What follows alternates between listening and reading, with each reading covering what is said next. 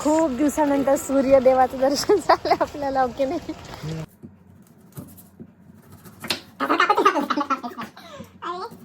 चाललेली आहे स्वीडनचं आधार कार्ड काढायला. डायरेक्ट युके वरून पुनीत प्रजापती सुद्धा आहेत. खूप इम्पॉर्टंट आहे.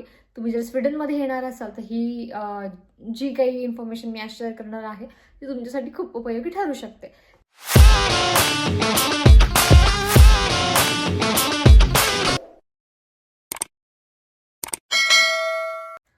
हाय hello and welcome to my YouTube channel. So मी आहे मयुरी आणि आज एक खूप इम्पॉर्टंट कामासाठी आम्ही बाहेर पडत आहोत.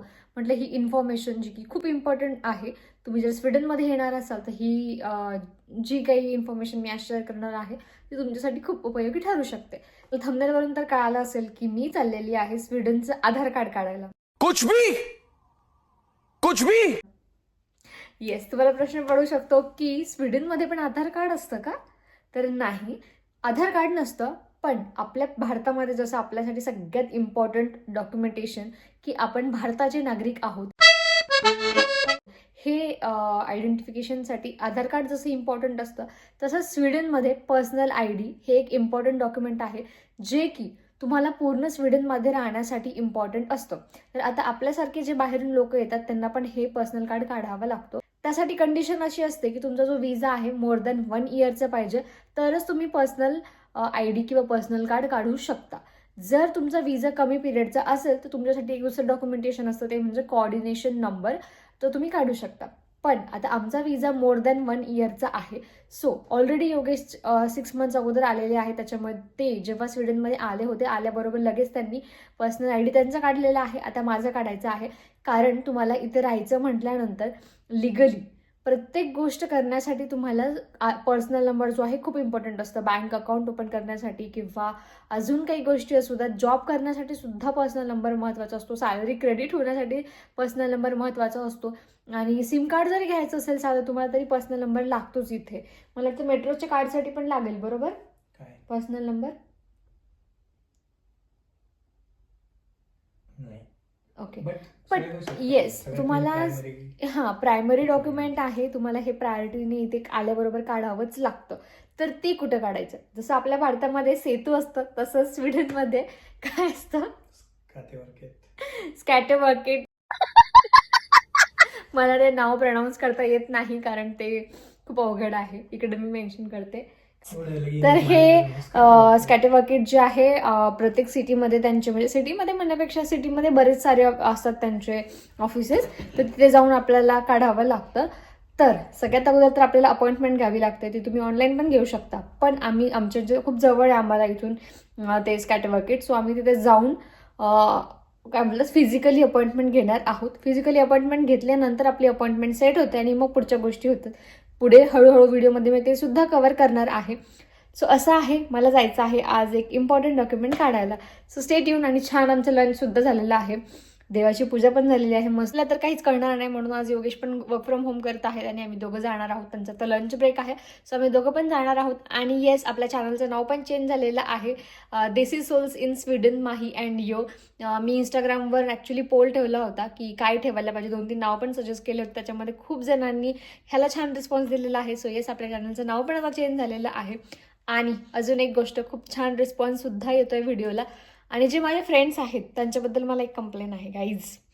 तुम्ही व्हिडिओवर जो रिस्पॉन्स शेअर करताय, तुम्हाला व्हॉट्सअपला इंस्टाग्रामला शेअर करताय की व्हिडिओ खूप छान आहेत, खूप मस्त आहे, कुठली गोष्ट आवडली ते पण सांगताय. प्लीज हे कमेंटमध्ये पण सांगा, मला खूप छान वाटेल की तुम्ही कमेंट करता आहे व्हिडिओवर. तर थँक्यू सो मच. माझे जे काही फ्रेंड्स आहेत जे मला मेसेजेस करून म्हणजे सांगतात, फ्रेंड्स, रिलेटिव्स किंवा कॉलनीतले वगैरे ताई वगैरे जे आहेत सगळ्या, त्यांचं खूप खूप थँक्यू. तुम्ही आवर्जून माझे व्हिडिओज बघतात, काही लोक मला सजेशन्स देत आहेत. So thank you so much for it. आणि आत्ता आम्ही निघणार आहोत आणि बाहेर जाणार आहोत. So stay tune. तर आता आम्ही जातो स्कॅटेवर्केट ऑफिसला. आणि जे इम्पॉर्टंट डॉक्युमेंट्स त्याच्यासाठी लागतात ते म्हणजे तुमचं एक विजा कार्ड, आणि दुसरी गोष्ट तुम्ही जर डिपेंडंट विजावर येत असाल तर मॅरेज सर्टिफिकेट लागतं. आणि नाही म्हणून इन केस जर लागलं तर मी पासपोर्ट पण सोबत ठेवलेला आहे. आणि जर तुमच्या मुलांचं वगैरे तुम्हाला जर काढायचं असेल पर्सनल ID तर एक बर्थ सर्टिफिकेट लागतं, जेणेकरून जे तुमचे हस्बंड किंवा फादर इथे वर्किंग असेल त्यांचं प्रूफ, आयडेंटिटी प्रूफ म्हणून पाहिजे असतं. सो हे असं लागतं. So that's it. हे थिएटर आहे, मूवी थिएटर. ओके. मॉलमध्ये शिस्ता गॅलरी आहे मॉलमध्ये.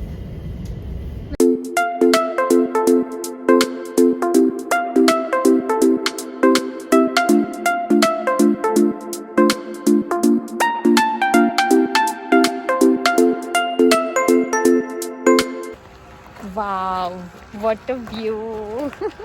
किती छान वाटतं ना. खूप दिवसानंतर सूर्यदेवाचं दर्शन झालं आपल्याला. ओके नाही, मस्त वाटतंय. Very nice. आमचं काम झालेलं आहे. माझ्या मागे हे जे तुम्हाला ऑफिस दिसत आहे, हे आहे ते ऑफिस, स्कॅटेवॉकेट. आणि इथे काही नाही, आपल्याला अपॉइंटमेंट बुक करायची होती आज आम्हाला ॲक्च्युली. आणि ते ॲप थ्रूच असतं. सो ते ॲप होतं स्वीडिश लँग्वेजमध्ये. सो तिथे जे एम्प्लॉई होते ना, ते खूप जास्त हेल्पिंग होते. इथले जी होती, इथली लेडी होती, ती खूप जास्त हेल्प करत होती आम्हाला. कारण स्वीडिश लँग्वेजमध्ये असल्यामुळे अजून तर आम्हाला काही येत नाही. त्याच्यामुळे ती खूप छान हेल्प करत होती की काय फील करायचं काय नाही. आणि फायनली आमची अपॉइंटमेंट बुक झालेली आहे मंडेची. तर मंडेला इथे परत यावं लागणार. ओके ना. डॉक्युमेंट व्हेरिफिकेशनसाठी. हां, डॉक्युमेंट व्हेरिफिकेशनसाठी. तर बेसिकली आज काही डॉक्युमेंट्स लागलेले नाही आहे. मंडेला मी जेव्हा येणार तेव्हाच मला माझा पासपोर्ट आणि विजा अशा दोनच गोष्टी लागतील असं ती बोलली. तर ते घेऊन व्हेरिफिकेशन करायचं आहे असं आहे. आणि मला इतकं छान वाटतं आहे ना. सनी, फायनली सन बघायला भेटला स्वीडनमध्ये आल्यापासून. आणि मागे एकदा असं झालेलं, सन आलेला आणि थोड्या वेळ मी फोटो काढायला लागली, परत सन गायब. पण आज सकाळपासूनच मोस्टली आहे. आणि आज थंडी पण कमी आहे. त्यातल्या त्यात मी आज डबल लेअरिंग केलेलं आहे, कारण इकडचे लोक तसंच प्रेफर करतात. डबल लेअरिंगमध्ये कपडे घालतात, आतून एक मग त्याच्यावर आणखी वर गुतवतात. त्याच्यामुळे थंडी कमी वाजते.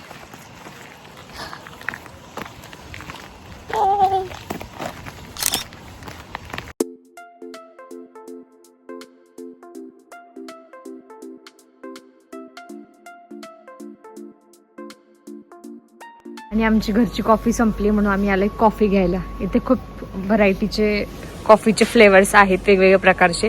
यातलं एकही आपल्याला माहीत नाही. काय वाटतं?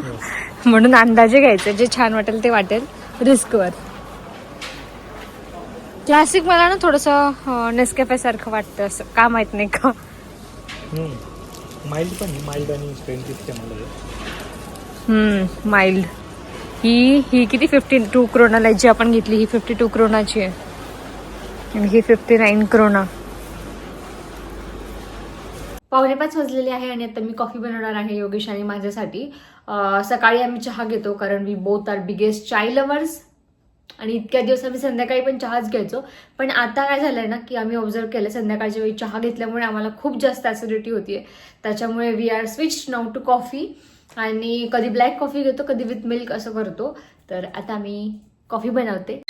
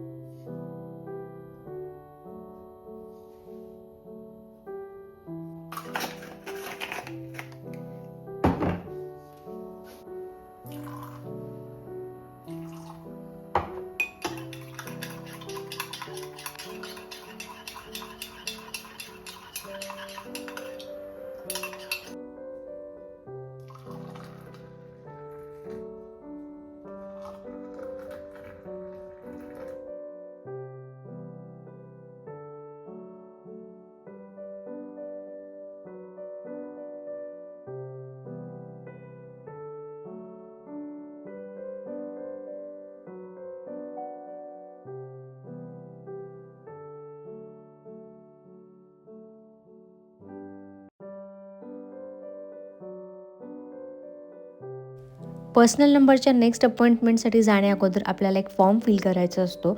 ऑफिसमध्ये गेल्यानंतर तिथे आपल्याला ते स्टाफ सांगतात की एक्झॅक्टली कसा फिल करायचा आहे.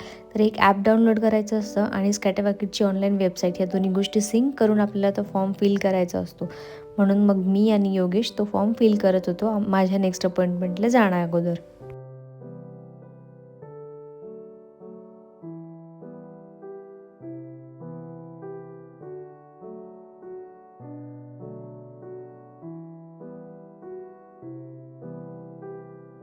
आज आम्ही जरा वेगळ्या पद्धतीने डाळ बनवणार आहे. वन पॉट डाळ. 1 पॉट डाळ. आणि इकडेच आम्हाला काय बोलतात रेसिपी गाईड करायला इथे डायरेक्ट UK वरून पुनीत प्रजापती सुद्धा आहे. हम आज बनाने वाले हैं गुजराती दाल. Gujarati. Yes pav bhaji specialist will tell you how to make a dal. हाँ. यस. कल पाव भाजी बनाएंगे तेरी रेसिपी से. कल तू भी बना रहा है ना उधर. कल एनीवेज मेरा पाव भाजी का प्लान है. हाँ तो तू उधर UK में बना, हम इधर बनाते स्वीडन में. और इंडिया वाले लोगों को भी बताते हैं उधर बोलो वैष्णवी उनको सबको बताते हैं. सबको बेचते हैं अलग अलग. और कल फिर नेशनल पाव भाजी डे घोषित कर देते हैं. क्या लगता है. अरे नेशनल नहीं, इंटरनेशनल कर दो ना. वो यूके में, हम हाँ इधर इंटरनॅशनल बरोबर. युरोप में, वो इंडिया में. हा इंटरनॅशनल बरोबर. तर आमची इकडे चालू आहे डाळचं प्रिपरेशन. आम्ही घेतलेली आहे मूग डाळ आणि मूग डाळ आणि तूर डाळ. आणि ह्याला आपण 10 मिनिट भिजत ठेवणार आहोत. येस. स्वीडनला आल्यापासून ना योगेशला कुकिंगमध्ये खूप जास्त इंटरेस्ट येत आहे आणि त्यांची एक्सपर्टीजसुद्धा खूप झालेली आहे कुकिंगमध्ये. कारण इकडे कसं आहे जनरली सगळेच घरातले कामं करतात म्हणजे कुकिंग वगैरे ह्या गोष्टी करतं. तर त्यांचं म्हणणं आहे तू परत कधी चुकून इंडियाला गेली तर मला सवय असू देत म्हणून अधूनमधून मी करतो. म्हणजे मोस्टली तर पूर्ण वीकडेजमध्ये त्यांना नाही वेळ मिळत पण विकेंडला जेवढं म्हणजे त्यांना बनवावं वाटतं स्वतः ते बनवत असतात आणि मला पण हेल्प करत असतात. आणि तर आज स्वतःची हाताची बनवली डाळ खायची होती सो त्याच्यामुळे ते म्हटलं की आज मीच बनवतो. म्हणून आज मी इकडे साईड हेल्परची फक्त भूमिका करत होते. म्हणजे मी आज फक्त चॉपिंगच करत होते. आणि तसंच पुनीत पण होता व्हिडिओ कॉलवर. सो आम्ही छान गप्पा गोष्टी केल्या, मजाक मस्ती चालू होती आमची. कारण विकेंडलाच तितका वेळ निवांत मिळतो. अदर डेज वीकडेजला कसं होतं तीच धावपळ असते. सकाळी ऑफिसला जातात पुन्हा संध्याकाळी येतात त्याच्यामुळे मग इतका काही निवांत वेळ मिळत नाही. तर असा होता आजचा हा आमचा दिवस. खूप छान आम्ही गप्पा मारल्या, मस्ती केली आणि बाहेर पण फिरून आलो.